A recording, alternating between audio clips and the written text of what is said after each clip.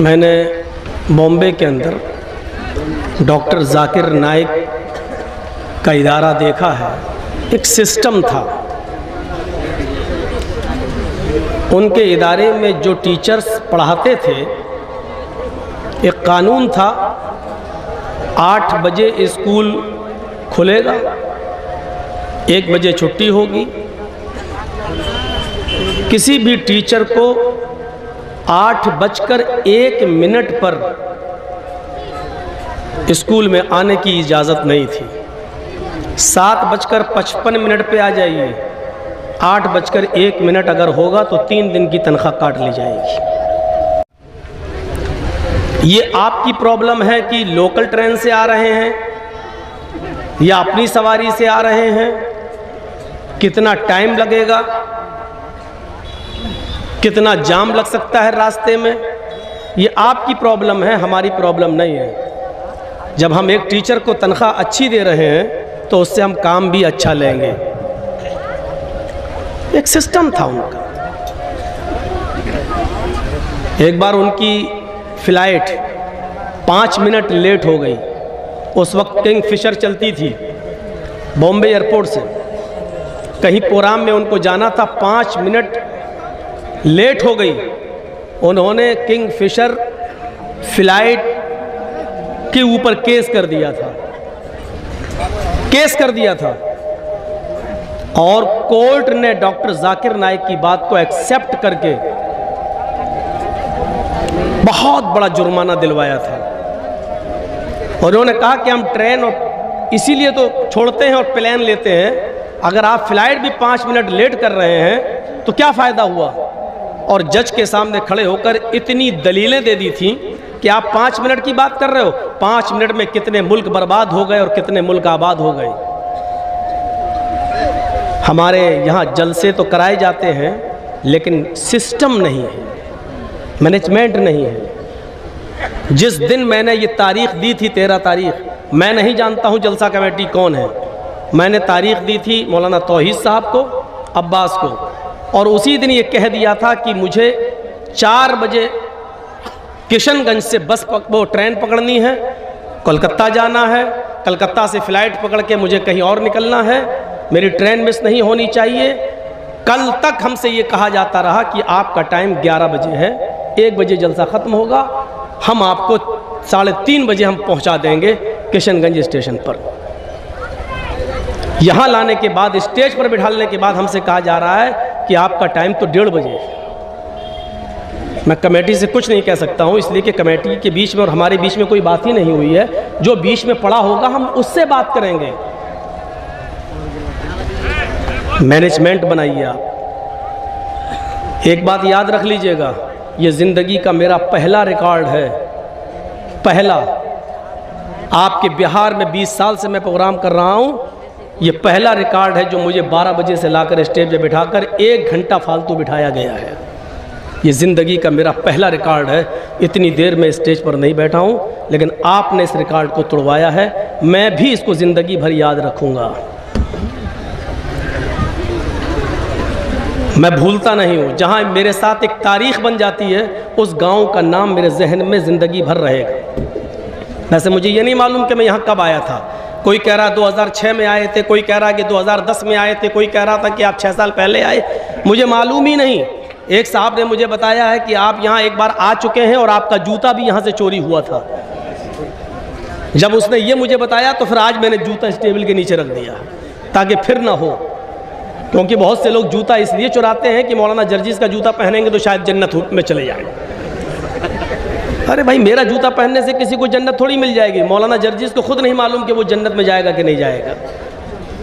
कि अमल से ज़िंदगी बनती है, जन्नत भी जहन्नम भी, ये खाकी अपनी फितरत में नूरी है न नारी। मैं इसमें पूरी बहस नहीं करना चाहता हूँ, बस एक नसीहत देना चाहता हूँ जलसा कमेटी को।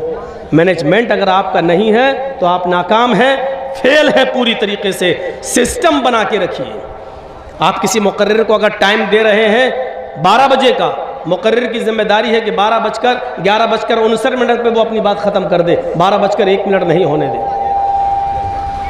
ये जिम्मेदारी है। आप हमको टाइम दीजिए, बताइए कितना बोलना है, मैं 2 मिनट पहले अपनी तकरीर ख़त्म कर दूंगा, 1 मिनट आगे नहीं बढ़ने दूंगा। हमारे जुमे के खुतबे होते हैं 12:30 से लेकर 1 तक, 1:01 नहीं होने देता हूं मैं। सही सलाहियत वो कहलाती है कि आदमी अपनी पूरी बात कम समय में भी कह ले जाए, थोड़े वक्त में भी अपनी बात कह ले जाए। एक बार जब अंग्रेज़ों की हुकूमत थी यहाँ पर और महात्मा गांधी को बड़ी मुसीबतों से गुजरना पड़ा, तो अंग्रेज़ों ने उनको कैद किया, बड़ी मुश्किल से उनको बोलने की इजाज़त दी, लेकिन उनसे कह दिया कि आपके पास 1 मिनट का टाइम है, 1 मिनट में जो बात कहना हो कहो। महात्मा गांधी ने अपनी बात 1 मिनट में भी कह दी थी लोगों से। और क्या कहा, लोगों मुझे ज़्यादा टाइम नहीं मिला बोलने का, इन अंग्रेज़ों ने मुझे 1 मिनट का टाइम दिया है, लिहाजा भारत की कंडीशन ये है, हमें यूं करना है। बस ये कहकर वो हट गए, इतनी सी बात कहकर इशारा कर गए कि हमें तुम्हें निकालना है और भारत के अंदर हमें गुलामी से अपने मुल्क को आज़ाद करना है। 1 मिनट में वो अपनी बात कह गए। अच्छा खतीब, अच्छा मुकर्रिर, अच्छा मौलवी वो होता है जो कम समय में भी अपनी बात कह ले जाता है। मेरे भाइयों, अल्लाह का शुक्र अदा करो कि उसने हमें और आपको इस्लाम दिया है। इस्लाम नाम ही है वक्त की पाबंदी का। देख लीजिए आप, फजर की नमाज उसका एक वक्त है, जोहर की नमाज उसका एक वक्त है, असर की नमाज उसका एक वक्त है, मगरिब की नमाज उसका एक वक्त है, इशा की नमाज उसका एक वक्त है। यह भी कह दिया गया इस वक्त पर आओ नमाज पढ़ो, और यह भी कहा बिला किसी उज़्र शरई के अगर आपने वक्त की पाबंदी नहीं की तो आप गुनाहगार भी होंगे। उज़्र शरई होना चाहिए, बुखार आ गया, बीमार है, आंख लग गई, सो गए, नहीं उठ पाए। यह भी नहीं कहा कि 5 वक्त की नमाज आप एक ही टाइम में पढ़ लो, चलिए हम खड़े हो गए, अल्लाहू अकबर, नमाज ही तो पढ़ना है, फजर की नमाज हम अभी पढ़ लेते हैं, नहीं होगी। जोहर की नमाज भी 5 नमाज हम इकट्ठी पढ़ लेते हैं, चलिए, नहीं होगी। क्यों नहीं होगी?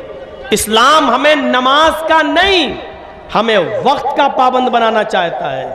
वक्त की पाबंदी करना सीखिए आप। रोजे का एक वक्त है, आप इस वक्त रमजान के रोजे रखना चाहें नहीं रख सकते, वो अपने टाइम पर ही रखना पड़ेंगे। सर्दी है तो दिन छोटा हो जाएगा, गर्मी है तो दिन बड़ा हो जाएगा। सर्दी है तो रोजा आपको 12 घंटे का, 10 घंटे में रोजा इफ्तार हो जाएगा। गर्मी है तो 14 और 15 घंटे भी रोजा रखना पड़ेगा। यह वक्त की पाबंदी इस्लाम हमें बताता है।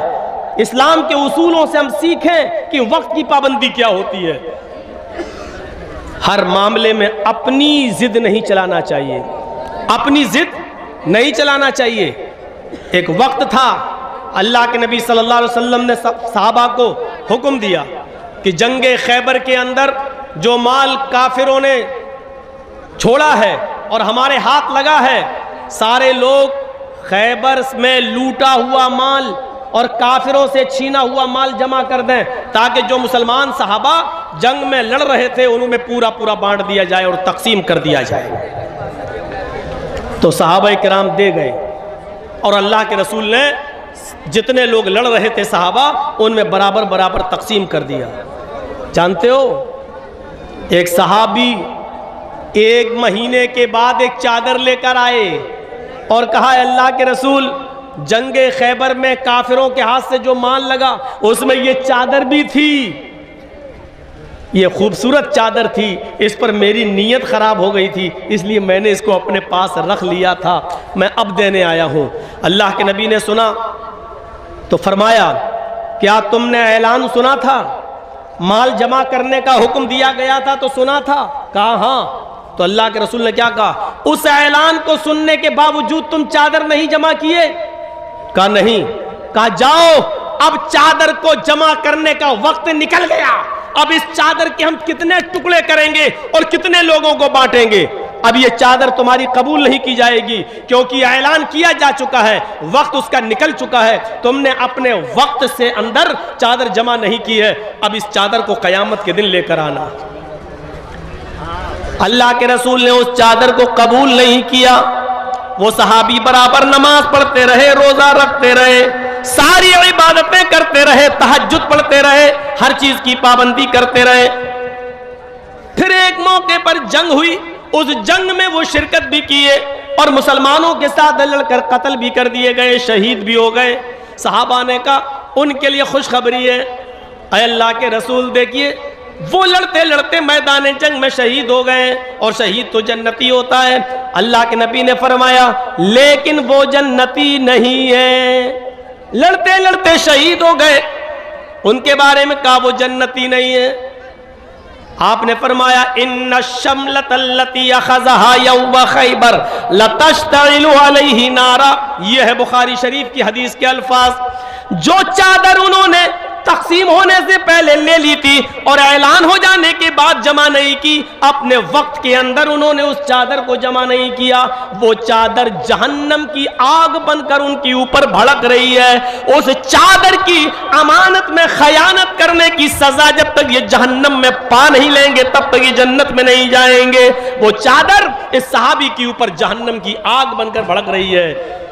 वक्त की पाबंदी देखिए आप क्या होती है। उन्होंने वक्त के अंदर चादर जमा नहीं की, 1-2 महीने के बाद जब लेके आए तो अल्लाह के रसूल ने फरमाया कि जाओ अब ये चादर कबूल नहीं की जाएगी, कयामत के दिन लेके आना। वक्त की पाबंदी करना सीखिए, एक एक मिनट बहुत कीमती है। दुनिया में सबसे ज्यादा नाकाम और नाकारा वो इंसान है जो वक्त की पाबंदी नहीं करता है। नबी अकरम सल्लल्लाहु अलैहि वसल्लम ने एक हदीस के अंदर 4-5 चीजें गिनाई है। उन 4-5 चीजों में जानते हो एक चीज आपने क्या फरमाई है, इख्तनिम खमसन कबला खमसिन। आपने फरमाया 5 चीजों के आने से पहले 5 चीजों को गनीमत जान लो। उसमें आपने पहली चीज बताई शबाबका कबला हरमिक, अपनी जवानी को अपने बुढ़ापे से पहले गनीमत जान लो।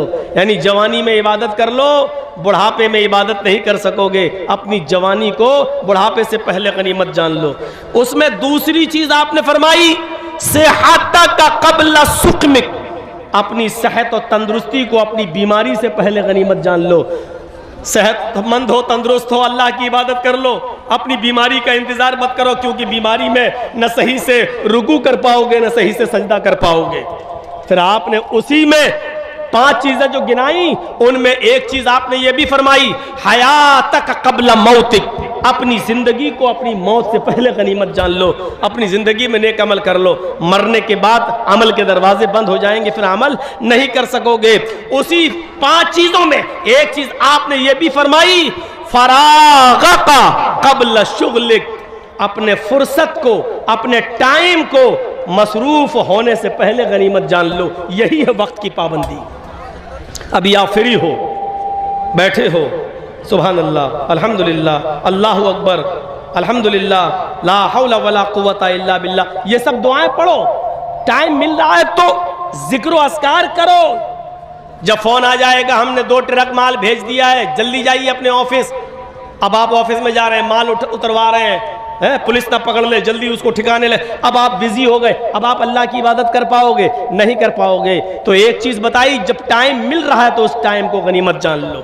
एक एक मिनट को गनीमत जानने का हुक्म दिया, एक एक मिनट को गनीमत जानो, एक एक सेकंड को गनीमत जानो। जो मिनट तुम्हारी जिंदगी से गुजर गया वो दोबारा वापस लौट कर नहीं आएगा। इसलिए वक्त की अहमियत को समझो और अपनी जिम्मेदारी को समझो। हर आदमी अपनी जिम्मेदारी समझे।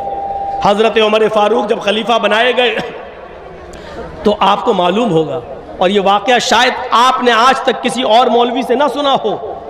हजरत उमर फारूक जब खलीफा बनाए गए तो उनके ज़माने में एक ऊंट जो बैतुल माल में था, मुसलमानों की अमानत थी, किसी तरीके से रस्सी तोड़ने में कामयाब हो गया और भाग गया।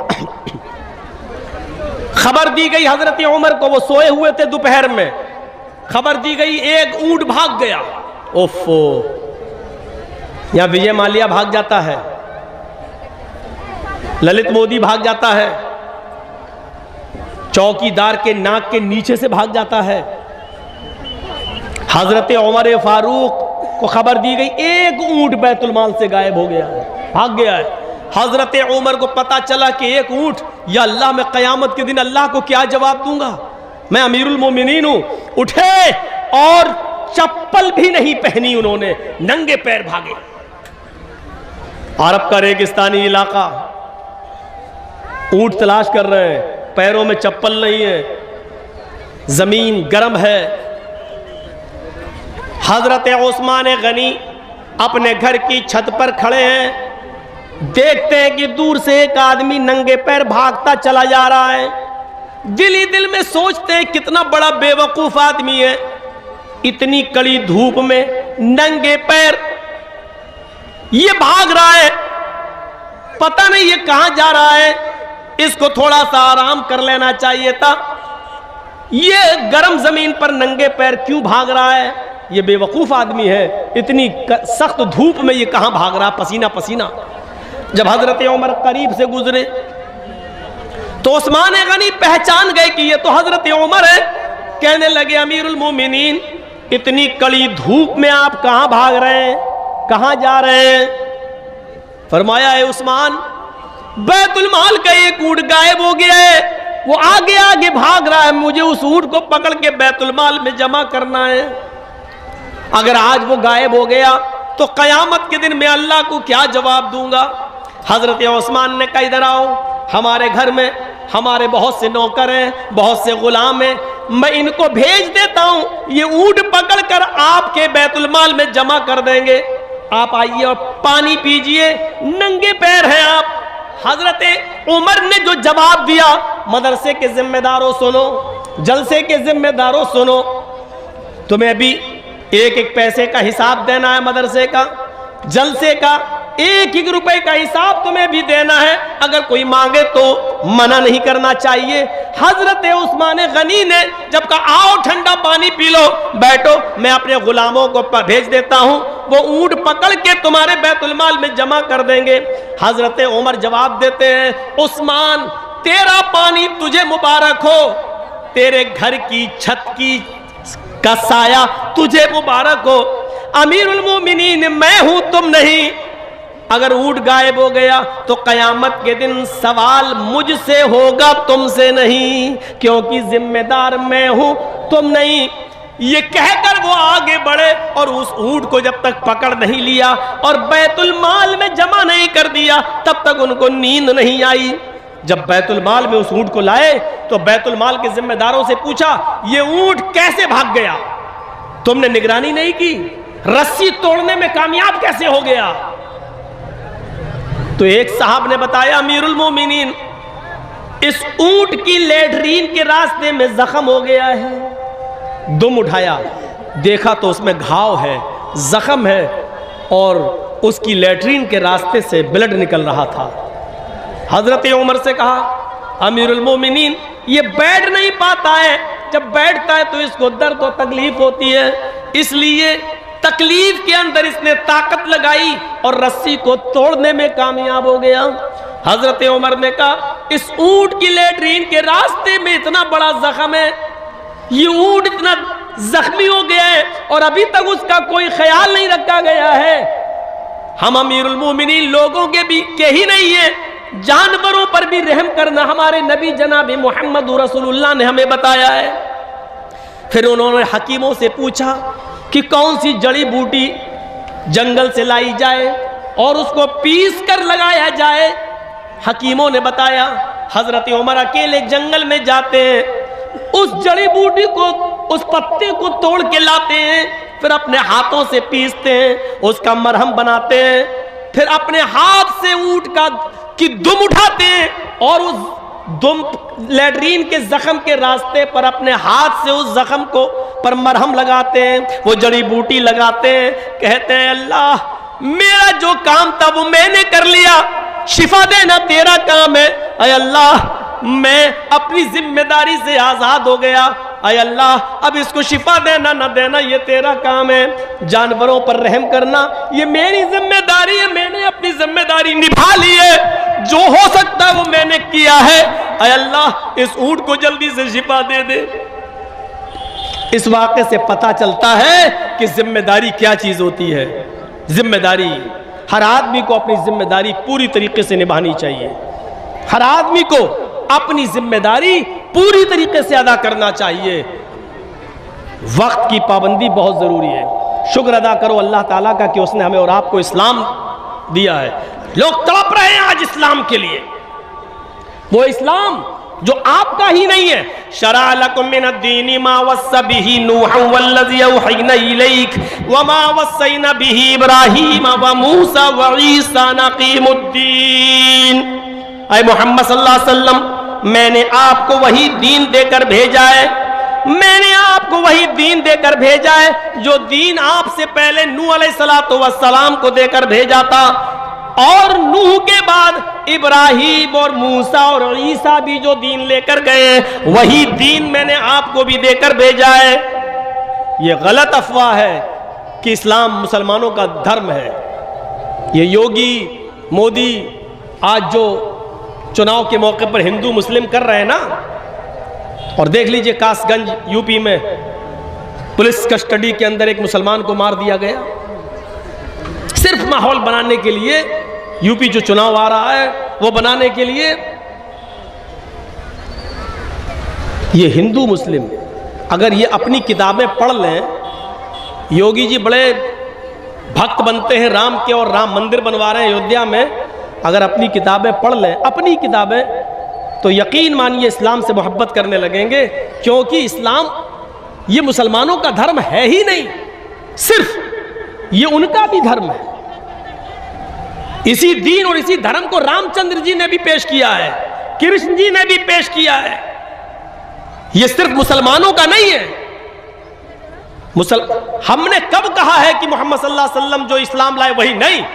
अल्लाह ताला खुद कह रहा है, मोहम्मद सल्लल्लाहु अलैहि वसल्लम आपको मैंने कोई नया धर्म नया दीन नहीं दिया है। आपसे पहले भी जो नूह अलैहिस्सलाम आए थे उनको भी यही दीन दिया था, और नूह के बाद जो इब्राहिम, मूसा और ईसा, मोसेस और जीसस जो आए उनको भी हमने यही दीन देकर भेजा। उन लोगों ने जब दीन में गड़बड़ी पैदा की तो उसकी इस्लाह के लिए वही दीन हमने असली शक्ल में आपको देकर भेजा है।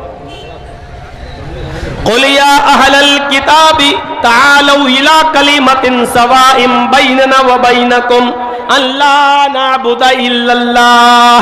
आए मोहम्मद सल्लल्लाहु अलैहि वसल्लम आप ऐलान कर दीजिए, आप दुनिया वालों को बता दीजिए, आप दुनिया वालों से कह दीजिए, आप यहूदियों से और ईसाइयों में ऐलान कर दीजिए, या अहलल किताब, आए अहले किताब, आए तौरात वालों, जबूर वालों, इंजील वालों, आए यहूदियों, ईसाइयों और आए दाऊद अलैहिस्सलाम के मानने वालों, तालौ इला कलिमतिन सवाइम बैनना व बैनकुम, आओ एक ऐसे कलमे की तरफ। देखिए कुरान क्या कह रहा है, तालौ इला कलिमतिन सवाइम बैनना व बैनकुम, आओ एक ऐसे कलमे की तरफ, आओ एक ऐसे मूल मंत्र की तरफ जो हमारे और तुम्हारे दरमियान बराबर है।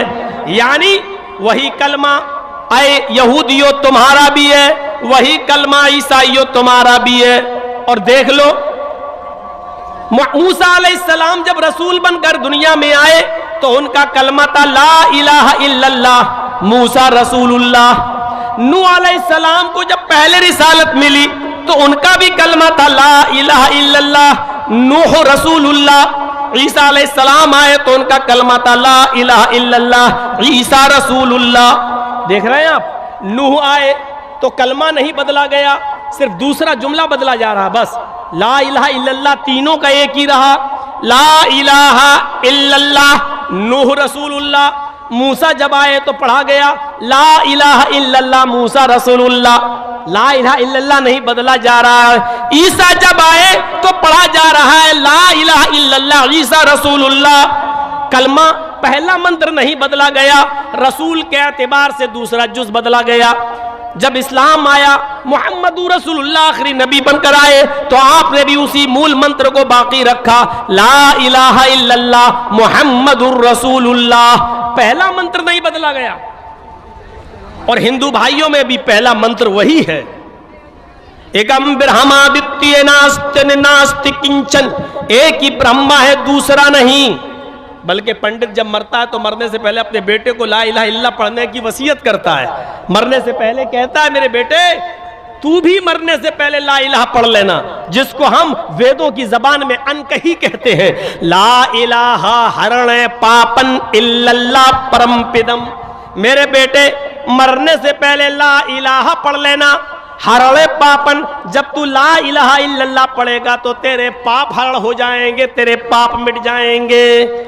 ला इलाहा इल्लल्लाह पढ़ोगे तो तुम्हारे पाप धुल जाएंगे, मिट जाएंगे, खत्म हो जाए। यानी इस्लाम लाने से पाप मिट जाते हैं। इन्नल इस्लाम यहदिमु मा कान क़ब्ला, जो इस्लाम कबूल कर लेता है, कलमा पढ़कर इस्लाम की शीतल छाया में आ जाता है, उसके इस्लाम लाने से पहले जितने भी गुनाह हैं सारे के सारे गुनाह माफ कर दिए जाते हैं, उसके गुनाह बख्श दिए जाते हैं। ये इस्लाम का भी कलमा है। कौन कहता है कि इस्लाम सिर्फ मुसलमानों का धर्म है? कौन सी चीज ऐसी है जो हम करते हैं और आपके यहां नहीं है? बताइए। हम कलमा पढ़ते हैं, आप भी ब्रह्म सूत्र पढ़ते हैं, हम ला इलाहा इल्लल्लाह पढ़ते हैं, आपके यहां पर भी ला इलाहा इल्लल्लाह है। ला इलाहा हरणे पापन इल्लल्लाह परम पिदम, ये क्या है? एकम ब्रह्मा द्वितीय नास्ते ने नास्ते किंचन, ये क्या है? हम नमाज पढ़ते हैं, आपके यहां पर भी साष्टांग है। 8 अंगों को जमीन पर रखो, 8 अंगों को जमीन पर रखो, यानी नाक और माथा 2, 2 हाथ 4, दोनों घुटने 6 और दोनों पैर 8, यानी सजदा करो। हमारे यहाँ नमाज है तो आपके यहाँ साष्टांग है, यानी सजदे का जिक्र आपके यहाँ पर भी है। बल्कि कृष्ण जी ने अर्जुन को 5 वक्त की नमाज पढ़ने का हुक्म भी दिया श्रीमद् भागवत गीता के अध्याय 6 मंत्र नंबर 10 में। योगी युज्जीत सततमात्मानं रासिस्थिता एकाकी अच्युतात्मा निराशीर परिग्रह। जब तुम ईश्वर की पूजा करने खड़े हो तो पूरे शरीर का योग कर लो, पूरे शरीर की एक्सरसाइज कर लो। हृदय नमा, सीने पे हाथ रख लो, हृदय दिल नमा, सर को झुका लो, सजदे की जगह पर हृदय दिल हाथ। हिंदू को देखते हो आप, ऐसे करता है, मूर्ति के सामने खड़ा ऐसे, ओम भूर्भुवः स्वः। किसी हिंदू को आपने ऐसे ऐसे नहीं देखा होगा, ऐसे ही देखा होगा। क्यों? दिल से इबादत या दिल से पूजा। ये हृदय, जब ईश्वर की पूजा करने खड़े हो तो दिल पर हाथ रख लो। हम लोग भी अल्लाह अकबर कहकर यहाँ हाथ रख लेते हैं। जो लोग जहाँ रखते हैं हमें उनसे कोई एतराज़ नहीं है, लेकिन इबादत दिल से होती है, इस बात को याद रखिए। हृदय नमा, अपने सीने पर हाथ रख लो।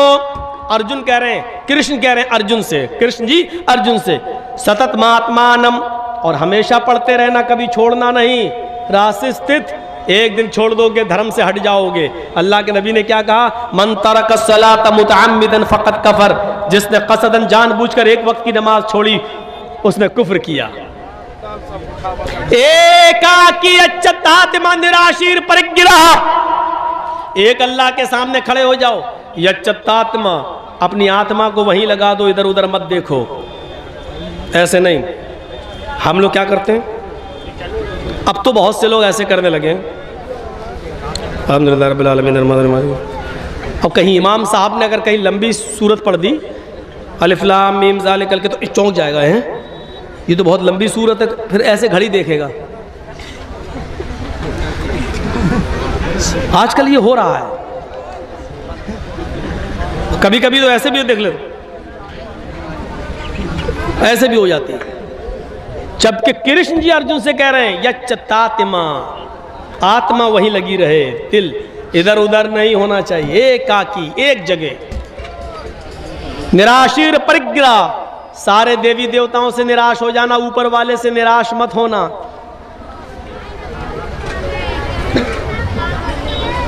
महीदेवस्य सवितु परिष्टुति वसुर्दयमाना नय सुपथराय अस्मान, और उसमें ये मंत्र पढ़ना, महीदेवस्य सवितु परिष्टुति, मही मनी महान है हमारा देवता, देवस्य हमारा देवता, महीदेवस महान है हमारा देवता, सवितु जिसके लिए सारी की सारी परिष्टुति तारीफ प्रशंसा है, महान है हमारा वो देवता जिसके लिए सारी की सारी प्रशंसा सारी की सारी तारीफ है। हम लोग क्या पढ़ते हैं? अल्हम्दुलिल्लाहि रब्बिल आलमीन, तमाम तारीफें उस अल्लाह के लिए हैं जो दोनों जहान का रब है। कृष्ण जी कह रहे हैं ये पढ़ो, हमारे यहाँ भी वही पढ़ा जा रहा है। कृष्ण जी कहते हैं अर्जुन बसुर दयामाना, उसके बाद कहो वो बड़ा दयालु और कृपालु है। हम लोग क्या पढ़ते हैं? अर्रहमान अर्रहीम, वो बड़ा ही मेहरबान इंतहाई रहम करने वाला है। कृष्ण जी कहते हैं पढ़ो, नए सुपथ राय आसमान, सुंदर पथ मानी रास्ता, राय मानी चलाना, आसमान हमारे फायदे के लिए। हाय प्रभु हमको हमारे लाभ हमारे फायदे के लिए सुपथा सुंदर रास्ते पर चला, हमको हमारे लाभ के लिए फायदे के लिए अच्छे रास्ते पे चला। हम और आप क्या पढ़ते हैं? इहदिना सिरातल मुस्तकीम, अय अल्लाह हमको सिराते मुस्तकीम पर सीधे रास्ते पर चला। कृष्ण जी के जो कह रहे हैं वही हमारे नबी ने भी कहा है। इसीलिए मैं कहता हूं कि हिंदू मुस्लिम की राजनीति करने वाले अगर अपनी किताबें पढ़ लें तो कभी इस्लाम से नफरत नहीं करेंगे, मुसलमानों से नफरत नहीं करेंगे। उनके बस में नहीं है नफरत करना अगर वो किताबें पढ़ लें। जैसे हम इस्लाम पढ़ने के बाद और हिंदू धर्म की किताबें पढ़ने के बाद किसी हिंदू से नफरत नहीं कर सकते, क्योंकि हमारा कुरान कहता है एक मनुष्य को, एक नफ्स को अगर किसी ने कत्ल कर दिया तो वो पूरी दुनिया का कातिल है।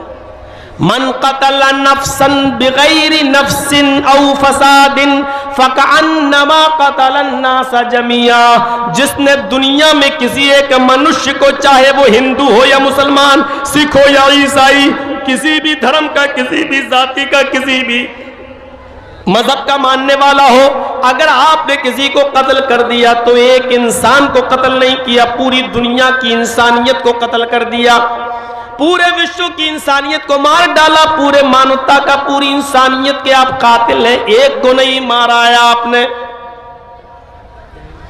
कुरान सारी दुनिया के इंसानों को एक परिवार से देखता है, एक खानदान से तशबीह देता है। या अय्युहन्नास इन्ना खलकनाकुम मिन ज़करिन व उन्सा व जअलनाकुम शुऊबन व क़बाइल लितअरफू, हाय सारी दुनिया के इंसानों तुम आपस में भाई भाई हो, इसलिए कि तुम्हारा बाप एक है, तुम्हारी माँ एक है, तुम एक बाप आदम से और एक माँ हव्वा से पैदा किए गए हो। जब तुम्हारा बाप एक, तुम्हारी माँ एक, तो तुम सब आपस में भाई भाई हो, खानदान तुम्हारा एक है, तुम एक परिवार की तरह हो, तुम एक खानदान की ब्रांच, एक पेड़ की शाखाएं हो।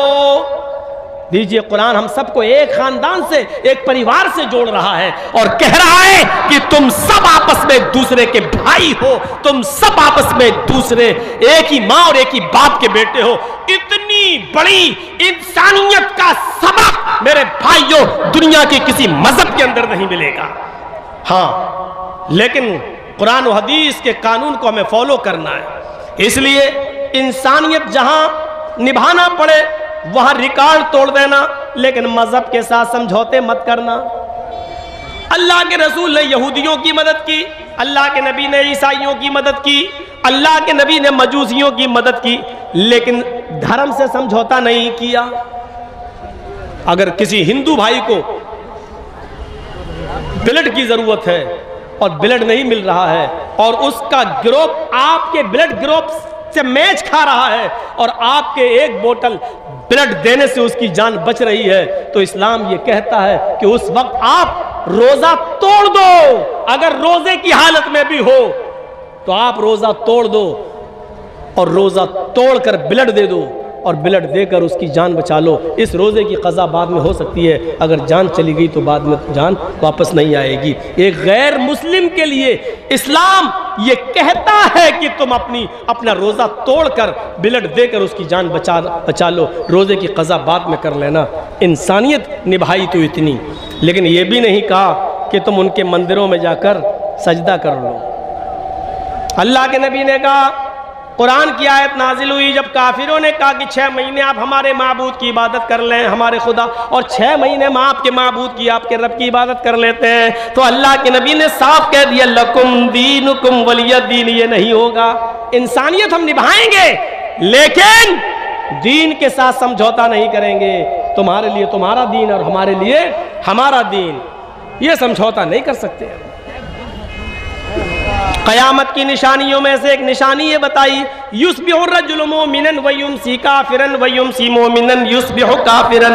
एक मुसलमान को तुम देखोगे सुबह फजर की नमाज पढ़ेगा, नमाज पढ़ने के बाद कुरान की तिलावत करेगा, मस्कीनों को, गरीबों को खाना खिलाएगा, सुबह सवेरे उठेगा तो वो मोमिन होगा, लेकिन शाम का सूरज डूबने से पहले पहले वो काफिर हो जाएगा।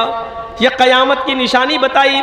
एक ज़माना ऐसा आ जाएगा कि मुसलमान सुबह हालत ईमान में उठेगा, लेकिन सूरज डूबने से पहले पहले वो काफिर हो जाएगा। आज ये चुनाव का दौर है और देख लीजिए आज चुनाव के इस दौर में ऐसा हो रहा है या नहीं हो रहा है। एक बेचारा मुस्लिम कैंडिडेट सुबह उठता है, फजर की नमाज पढ़ने जाता है, कुरान की तिलावत भी करता है, गरीबों की मदद भी करता है, ज़ुहर भी पढ़ता है, लेकिन उसको मालूम है कि हमें हिंदू लोगों का भी वोट लेना है, हिंदू भाइयों का भी वोट चाहिए। हिंदुओं को खुश करने के लिए वो उनके मंदिर में चला जाता है, वहां जाकर टीका भी लगा लेता है और मूर्ति पे जाके वो हार भी चढ़ा देता है, इसलिए कि ऐसा करने से हमें हिंदू भाइयों का वोट मिल जाएगा। मेरे भाइयों, सुबह वो हालत ईमान में उठा, लेकिन शाम होने से पहले पहले उसने कुफ्र कर लिया है। फरमाया अल्लाह के नबी ने, ये क़यामत की निशानी होगी, एक मुसलमान हालत ईमान में उठेगा, लेकिन शाम होने से पहले पहले वो काफिर हो जाएगा। यबीउ दीनहु बिइरज़िम मिनद दुनिया, दुनिया के चंद सिक्कों को हासिल करने के लिए वो अपना दीन बेच देगा। दुनिया के चंद टुकड़ों को पाने के लिए वो अपना दीन का सौदा कर देगा। दुनिया के चंद सिक्कों के लिए वो अपने दीन की सौदेबाजी करेगा। अपने मुआशरे और समाज पर ऐसे मुस्लिम कैंडिडेटों पर नजर रखो जो गैर मुस्लिमों का वोट पाने के लिए टीका भी लगा रहे हैं और मूर्तियों पर हार भी चढ़ा रहे हैं। और दलील क्या देते हैं? अरे हिंदू भाई भी तो कैंडिडेट है, वो भी तो रोजा रख लेता है, या इफ्तार पार्टी में आ जाता है, वो भी तो टोपी लगा लेता है। हमें क्या मतलब है? हमें उससे क्या मतलब है वो क्या कर रहा है? लेकिन आपकी शरीयत आपको इजाजत नहीं देती है कि आप मंदिर में जाकर टीका लगाएं। टीका लगाना ये मुशाबिहत है गैर मुस्लिम से, और मन तशब्बह बिक़ौमिन फहुव मिन्हुम, जो जिस कौम की मुशाबिहत करेगा क़यामत के दिन उसी के साथ उठाया जाएगा। मूर्तियों पर फूल और हार और मालाएं नहीं चढ़ाई जा सकती।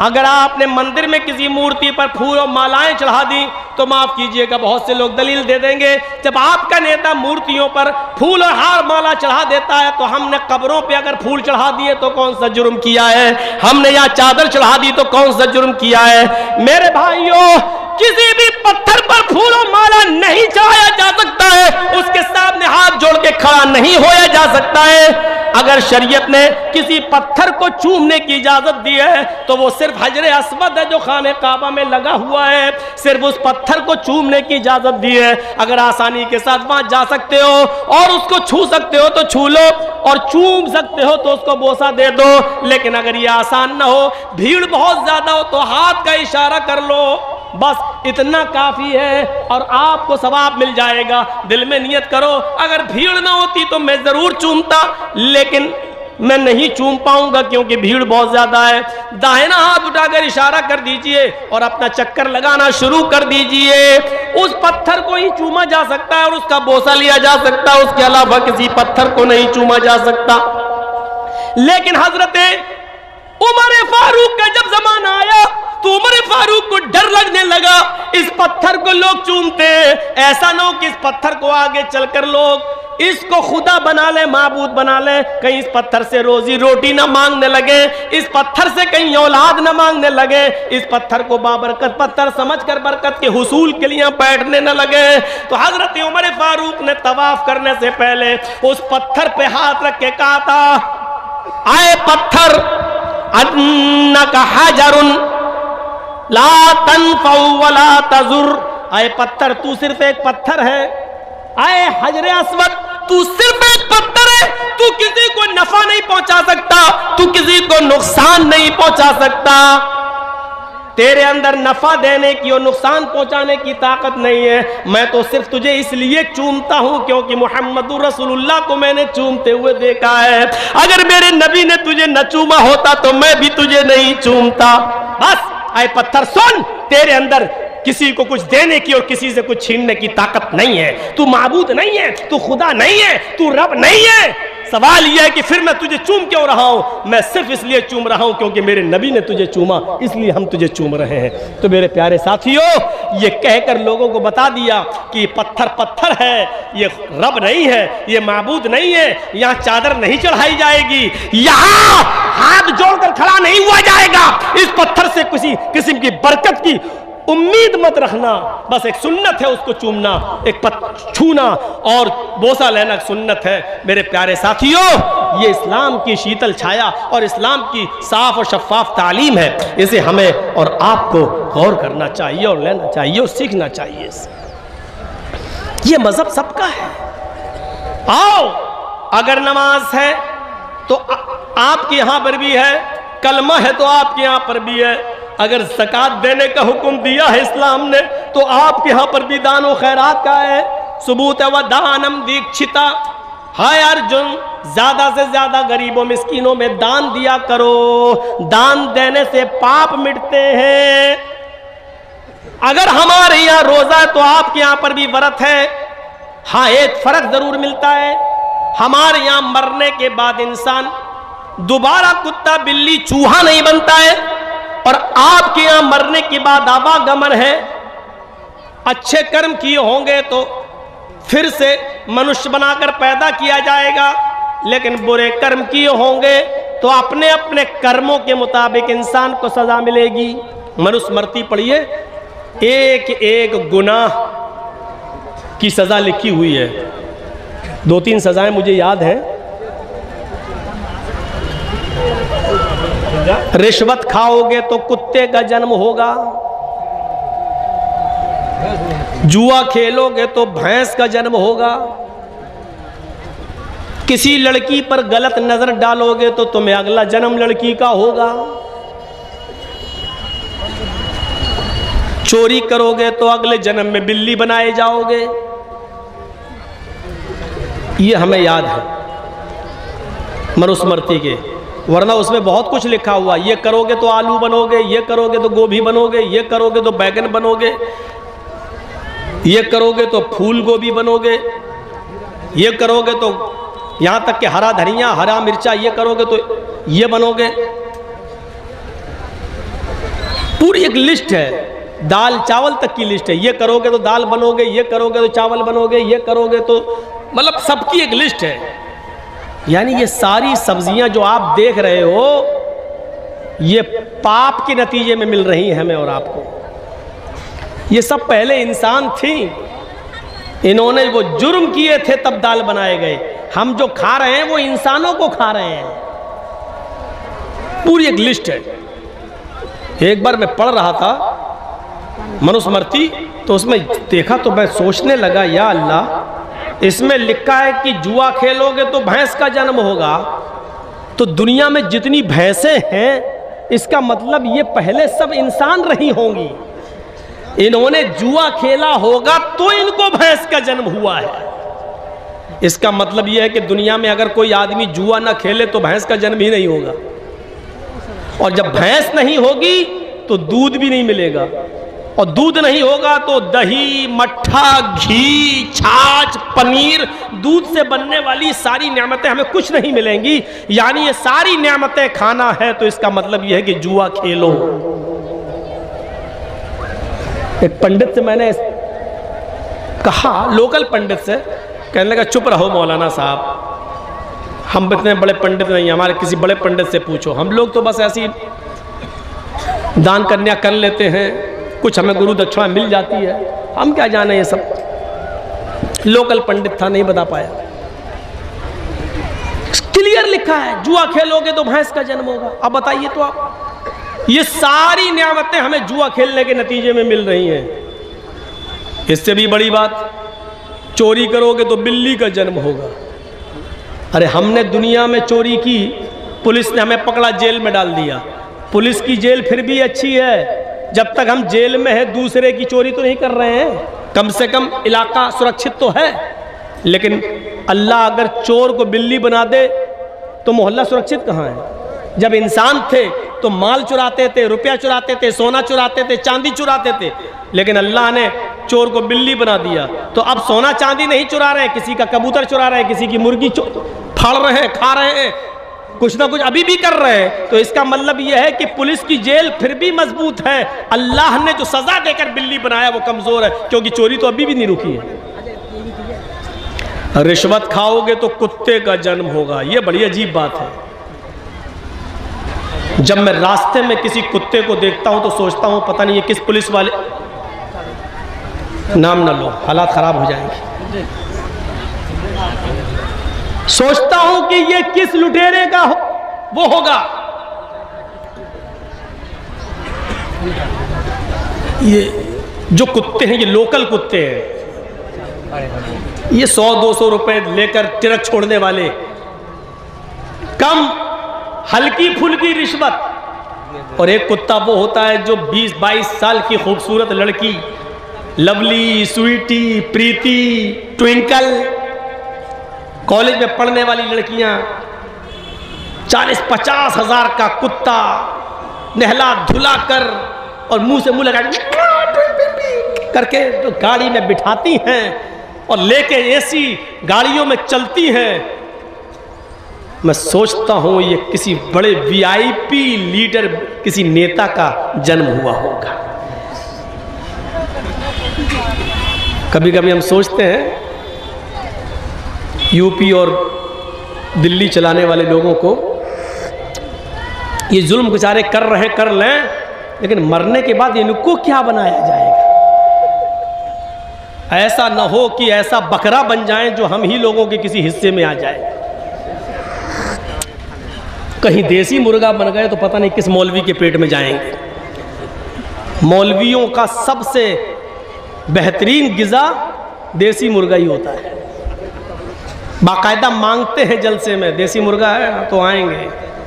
मैं उस मौलवी को जानता हूं जिसने तकरीर की डेट देने से पहले कहा था कि हमें मंगोर मछली, देसी मुर्गा, फ्राई चाहिए। नाम नहीं लूंगा वरना आप लोग हंसेंगे। मैं सोचता हूं कि ये लोग दुनिया में बेचारे कर रहे करें, लेकिन आखिर इनको इनके धर्म के मुताबिक कौन सा जन्म होगा, क्या होगा। अगर हमें पता चल जाए कि ये वही आदमी है जिसका जन्म ये हुआ, तो हम तो उसको काटे ही नहीं, उसको रखे रहें, खिलाएं और पिलाएं और रोजाना उससे बात करें। साहब अब पता चला तुम्हें, तिल तिल तड़पाएं। लिखा है कि चोरी करोगे तो, रिश्वत खाओगे तो कुत्ते का जन्म होगा। और आखिर में एक सजा और जो हमें मालूम है, लड़की को देखोगे तो अगला जन्म लड़की का होगा। दुनिया में जितनी लड़कियां जलसे में आई हैं ना, जलसे में ना दिखे लेकिन बाहर बाजार लगा हुआ वहां देख लो। अभी हम आ रहे थे, जो लेके आए मंजर पता चल जाता है। ऐसा लग रहा था जैसे एक कुतिया के पीछे 10-10 कुत्ते लगे हों। हमने कह दिया जो कहना था, बुलाओ या ना बुलाओ, हम बहुत आज़ाद ख्याल के आदमी हैं। और देखा जब हम यहाँ बैठे स्टेज पर तो मौलाना साहब को अपनी तकरीर 10-5 मिनट के लिए रोकना पड़ी, लोग भरने लगे। अभी तक मौलाना हमसे पहले जो बोल रहे थे शायद लैला मजनू की कहानी सुना रहे थे, वो कुरान हदीस नहीं थी। कुरान हदीस तो मौलाना जर्जी सुनाने आए थे। जर्जी साहब आए, मजमा भर गया। नहीं थे तब तक कहां थे सब मालूम है। कुतियां घूम रही थी, कुत्ते पीछा कर रहे थे। जाओ कह दिया हमने, तुम्हें जो बुरा लगता है लगता रहे, मेरे बाप का कुछ नहीं जा रहा। मुझे तो बाल ठाकरे के खिलाफ भी बोला तो मेरे बाप का कुछ नहीं गया। और क्या जाएगा, कोई आसमान से टपकता हुआ कोई फरिश्ता थोड़ी था बाल ठाकरे। उसने हमारे नबी को गाली दी थी। उसने कहा था मोहम्मद अय्याश था, मक्कार था, 11-11 औरतें रखता था। तो हमने कह दिया था जवाब में, 11 बीवी रखने वाला अगर मक्कार और अय्याश था तो कृष्ण जी 16,108 रखे थे, वो क्या थे। उसने फिर तकरीर में कहा था अगर मैं प्रधानमंत्री बन गया तो हरा रंग बंद कर दूंगा। हरा रंग मुसलमानों का रंग है, इस्लामी रंग है, मैं हरा रंग बंद कर दूंगा। हर जगह लाल रंग के झंडे को, केसरिया रंग के झंडे को लागू कर दूंगा।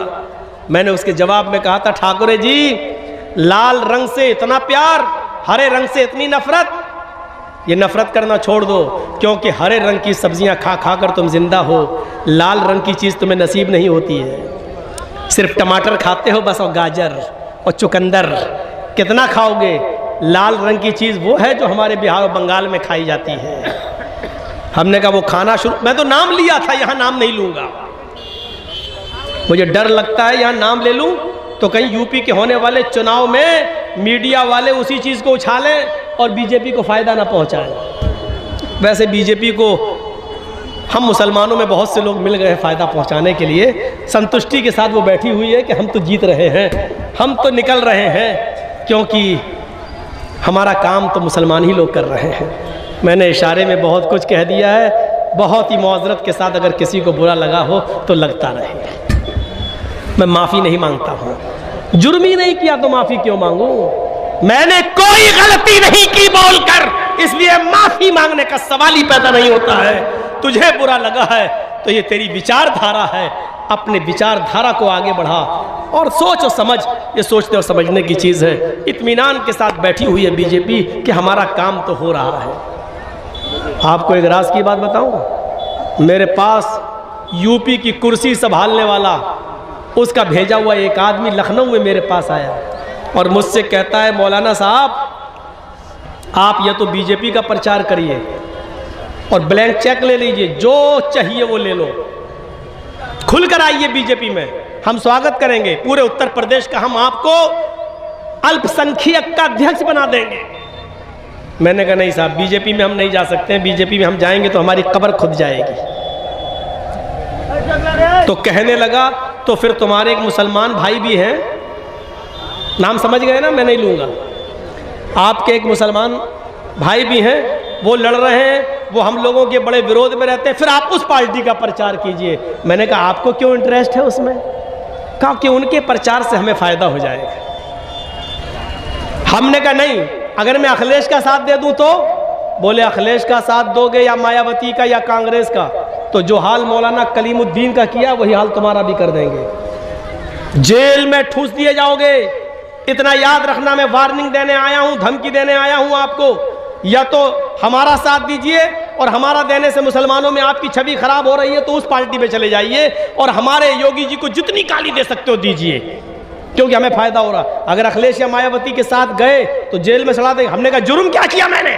क्या कहता, जुर्म करता कौन है? जुर्म करता कौन है? आपको कोर्ट में साबित करना है कि हमने जुर्म नहीं किया। यह साबित करने के लिए आपको 10 साल लग जाएंगे। यह धमकी आई है मेरे पास, या तो इसका साथ दो, इसका नहीं दे रहे हो तो उसका साथ दो। खुली किताब है यार, क्यों मुझसे कहलवाते हो?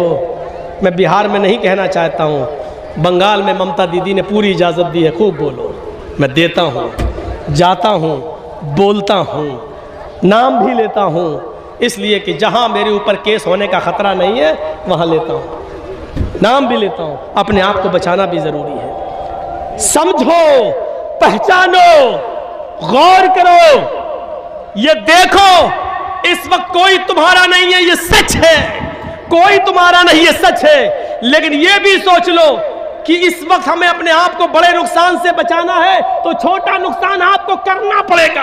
आप ये सोचो कि छोटा नुकसान नहीं, आपके पैर में कैंसर है, डॉक्टर ने कह दिया पैर काटना पड़ेगा, नहीं तो आपकी जान जा रही है। इसलिए बड़ा नुकसान यह है कि मेरी जान चली जाए, बच्चे बेचारे यतीम हो जाएंगे, और छोटा नुकसान यह है कि हमारा पैर कट जाए लेकिन बच्चे तो हमारे सामने रहेंगे।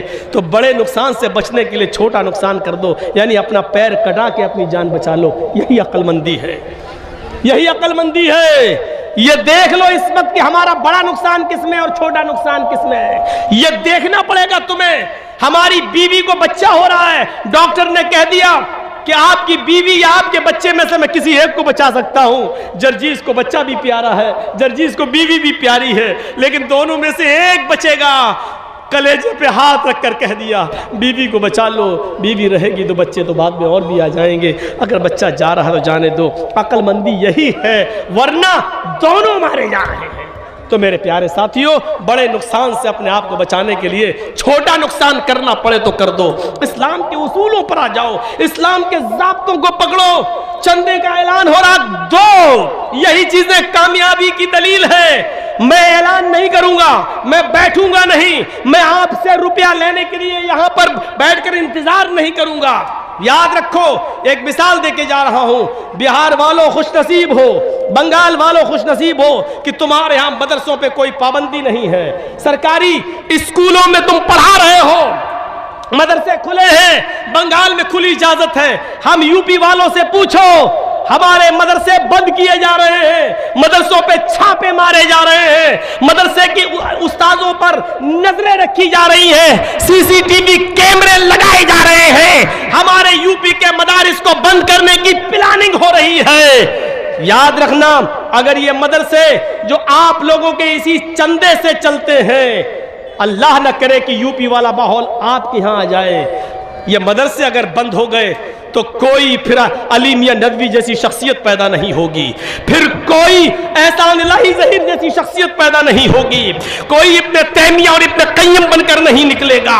याद रखना, कोई फिर अबू हनीफा और इमाम शाफी और इमाम मालिक और इमाम अहमद इब्ने हंबल बनकर नहीं निकलेगा। आप चाहते हैं कि दीन बाकी रहे, आप चाहते हैं कि इस्लाम बाकी रहे, तो इन मदरसों की हिफाजत करो, रुपयों से, पैसों से, दौलत से आप दीजिए और इन मदरसों को जिंदा रखिए। मैंने बहुत कुछ कह दिया है और एक बात बता दूं, अल्लाह की राह में देने से कम नहीं होता है, अल्लाह की कसम नहीं होता है। मिसाल दे दूं, एक कुतिया कितने बच्चे पैदा करती है? 4, 5, 6, कभी कभी 12-12 बच्चे भी पैदा कर देती है कुतिया। लेकिन आप देख लीजिए, एक कुतिया 5, 6, 10 बच्चे पैदा करती है, लेकिन रास्ते में जाइए, कुत्ते और कुतियों की तादाद आपको बहुत कम दिखेगी। क्यों? बस सड़क पे कोई इस ट्रक से मर गया, कोई उस बस से मर गया, कोई इससे मर गया, बहुत कम। एक कुतिया 10-12 बच्चे देती, लेकिन तादाद कुत्तों की बहुत कम है। और एक बकरी को देख लो, 2 ही बच्चे देती है, बहुत कम है जो 3 दे, 1 या 2 या 1। इस साल भारत के 35 करोड़ मुसलमानों में अगर 1 करोड़ भी कुर्बानी हुई और 1 करोड़ जानवरों को ज़िबा कर दिया जाए, अगली साल कुर्बानी का महीना आता है तो आप देख लीजिए कि 1 करोड़ की तादाद फिर से तैयार हो जाती है। क्यों?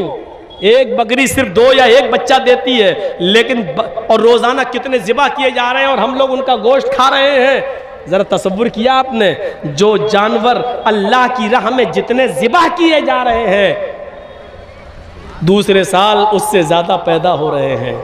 सऊदीया में चले जाओ, 50-50 लाख हाजी लोग हज के मैदान में, और हर हाजी वहां अपनी तरफ से एक कुर्बानी तो देता ही देता है। 50 लाख हाजी का मतलब 50 लाख जानवर एक साल कुर्बान हुए, दूसरे साल 50 लाख फिर उसी सऊदीया की सरजमीन पर पहुंच गए। जो चीज़ अल्लाह की राह में जितना कटती है, जितना खर्च होती है, वो बढ़ती है। मेरे भाइयों, आप अल्लाह की राह में जितना दोगे बढ़ेगा, इजाफा होगा, आपके घरों में बरकत होगी, और जितना सैंत के रखोगे, बचाओगे, तो कभी आपके बच्चे की बीमारी में चला जाएगा, कभी किसी को कैंसर हो जाएगा, कभी किसी की किडनी खराब हो जाएगी, अल्लाह ताला कहीं ना कहीं वसूल कर लेगा।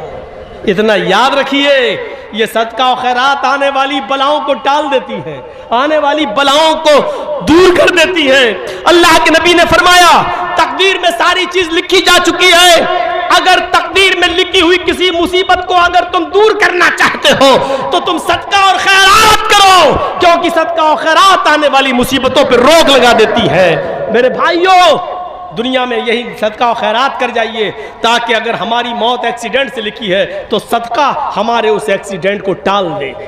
अब आप कहोगे कि तकदीर में तो सब लिखा है, हमारी मौत जब, तो तकदीर में यह भी लिखा होता है कि इस आदमी की मौत एक्सीडेंट से लिखी है, लेकिन 1 महीना पहले ये सदका और खैरात करेगा और हम इसकी मौत को टाल देंगे। ये भी तकदीर में लिखा हुआ है, ये भी तकदीर में लिखा हुआ है। मेरे भाइयों, इस्लाम के अंदर पूरे के पूरे दाखिल हो जाइए।